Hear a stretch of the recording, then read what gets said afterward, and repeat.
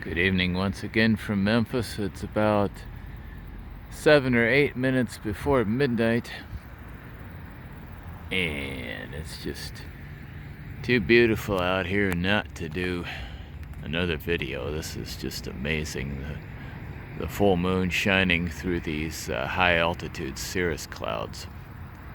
Or Saturn's over here doing its thing. I'm not gonna stay there too long, but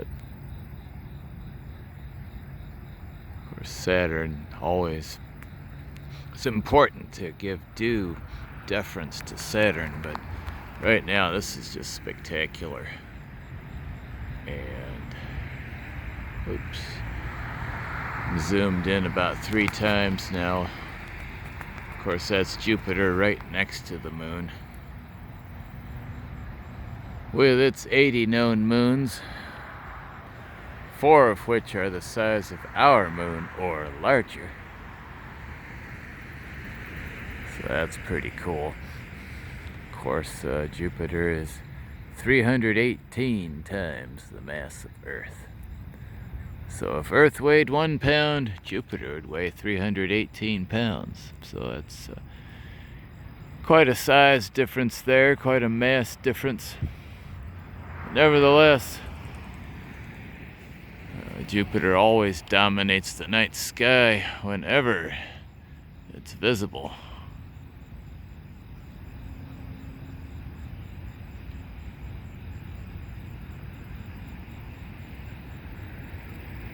Saturn doesn't quite dominate the night sky, but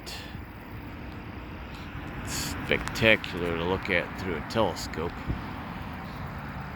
Which, once I get back to work, I'm gonna buy another one, another nice one, either a 6 or an 8-inch reflector, and be able to go back to observing like I was doing a few years back.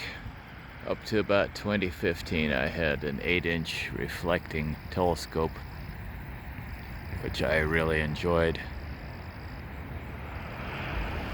And I'm going to get another one. Zoom back out now.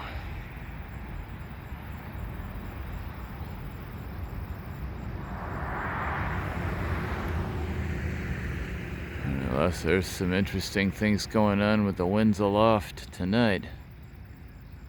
Anyone who's up there flying would definitely feel the wind shift with altitude change, or even location change, but definitely altitude change. Clouds are at times moving in opposite directions, so there's definitely some wind shear at altitude.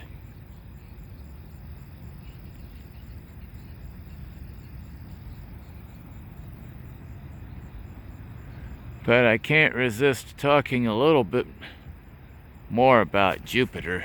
There's a probe there orbiting it called the Juno probe, but the James Webb Space Telescope has taken some amazing pictures recently, and we're just learning gobs and gobs of science about the largest planet in the solar system.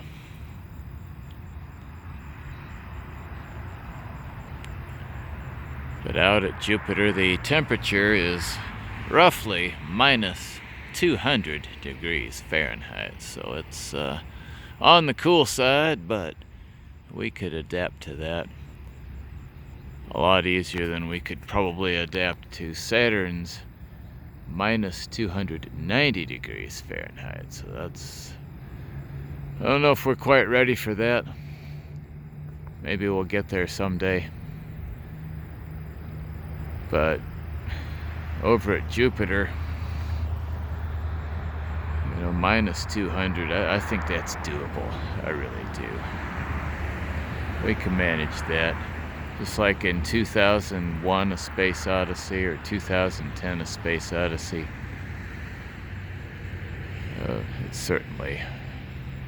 It's within our capability.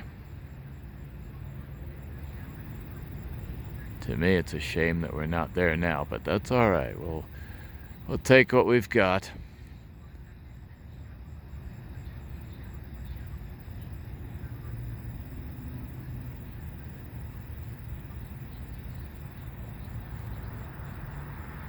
Again, it's just a beautiful, bright full moon tonight with mighty Jupiter nearby and lovely Saturn off to the southwest.